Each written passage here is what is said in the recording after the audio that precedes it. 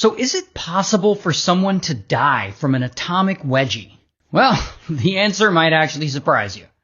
Now the story starts with this guy, Brad Lee. And Brad Lee is 16 years old, living in McLeod, Oklahoma, and he apparently has a bit of a drinking problem. Even though he's only 16, he gets caught by police one time.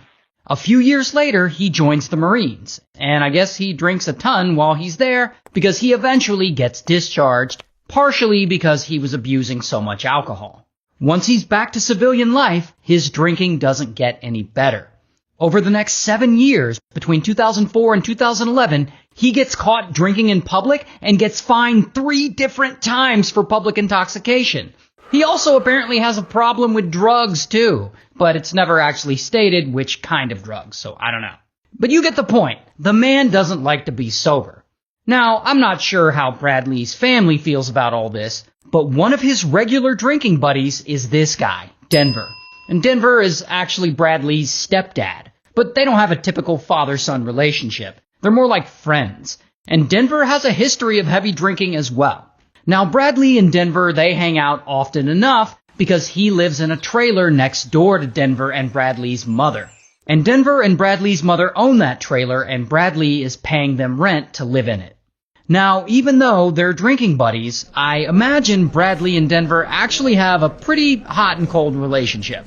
Because, according to Brad Lee, Denver used to bully him a lot when he was younger, and he was abusive to him and his mom. So that's not good.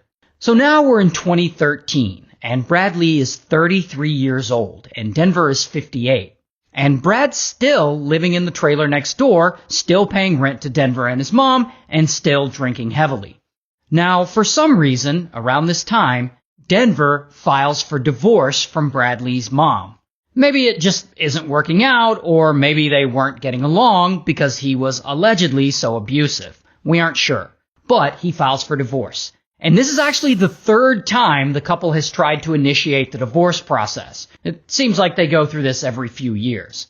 And I don't know if it's because of this divorce and Brad Lee is mad at Denver for leaving his mom, but at some point in 2013, Brad Lee stops paying rent. And he misses month after month after month. And eventually he owes Denver $7,000. Now, Brad Lee's mom would probably let this slide because that's her son. But she and Denver aren't together anymore, and Denver isn't going to let it slide. He gets super pissed off. He wants his $7,000, and this makes things very tense between them. So much so that one day, Denver threatens to go over to his trailer and drag him out by his throat if he doesn't pay. Now, he never actually does this, but the threat is there. The next day, Brad Lee must be upset at Denver because he texts his friend that he's about to go fuck Denver up. So clearly these two aren't getting along. But that night, Brad Lee goes over to Denver and his mom's place. And he's hanging out with him, so they're suddenly getting along again, I guess. While Brad Lee's mom is in the hospital getting hip surgery. I guess the plan is for Brad Lee to stay the night at the house because the two of them are supposed to go visit her at the hospital the next morning. I don't know why he couldn't stay at his own place. I mean, 'cause he lives next door, but, whatever. Anyway, so the two are together, and of course, they start drinking. Apparently, they drink a lot of beer until they're both pretty wasted. Now, as you can imagine, at some point during the night, these two guys start talking shit to each other. And Denver is really pushing Brad Lee's buttons. And he ends up making some comment about Brad Lee's mom, his own wife, and Brad Lee gets super pissed off. He ain't about to let anyone talk about his mom like that. So he looks at Denver and he says, "You're a bully." And this really upsets Denver. And they get in each other's faces, clearly ready for a fight. And suddenly, boom, Denver finally tackles Brad Lee into the kitchen, and pow, he punches him in the face several times. And these guys are taking swings, and they're grabbing on each other. And eventually, the fight turns in Brad Lee's favor, and he basically wins. And so now, Denver is either knocked out cold, or he's just too drunk to get up, but he's basically out of commission. And Brad Lee is probably proud that he won, but he isn't done. He wants to make sure that Denver never bullies him again. He wants to humiliate him, and he wants to do something that he'll never live down. So he decides to give him an atomic wedgie. Now, if you have the luxury of not knowing what an atomic wedgie is, it's when you pull someone's underwear up over their head. Here's a picture from the internet of what one looks like. And so from here, Bradley walks over to where Denver is lying unconscious on the floor, and he grabs the waistband of his underwear and he pulls it up all the way over his head. And it's not enough for him to just do this. He wants to show people that he did it. So he pulls out his phone and he snaps a few photos. And he probably laughs it off from here. Then, I assume, he goes about his business waiting for his drunk-ass stepdad to wake up. But what Bradley is too drunk to realize is that the elastic band of the underwear he put over Denver's head is stretched so tight around his neck that it's actually cutting off his air and strangling him. And after a while of not being able to breathe, Denver quietly dies of asphyxiation. Now, at some point, Bradley goes to check on Denver and he realizes that he's no longer breathing. And Bradley starts to panic. And he starts texting and calling his friend to come help him. Same friend he was texting before.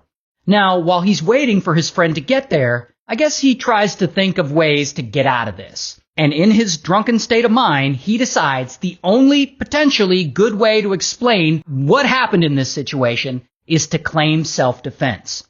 So he goes around the trailer, trashing the place, knocking things over, and making it look like he and Denver had more of an equally weighted fight, and that Bradley had no choice other than to defend himself. Now, that doesn't exactly explain the atomic wedgie, but whatever, this is his plan. Soon, Bradley's friend arrives, and he sees that the place is trashed, and there's a body on the floor with a wedgie over his head, and he realizes this is bad. And so Bradley calls 911, and he tells them a version of what happened. And pretty soon, police show up, and they start investigating. And the place is totally wrecked, so they're thinking, yeah, it's possible that these two just got into a fight and that Bradley defended himself. So, it looks like Bradley might actually get away with this. Until. So, it doesn't take long before police notice this whole scene appears to be staged. So they are immediately suspicious of Bradley. Later, the autopsy report shows that before Denver was given the wedgie, Bradley had beat him up pretty bad, and he had apparently given him head wounds that likely would have killed him anyway. Plus, you don't really give someone an atomic wedgie in self-defense.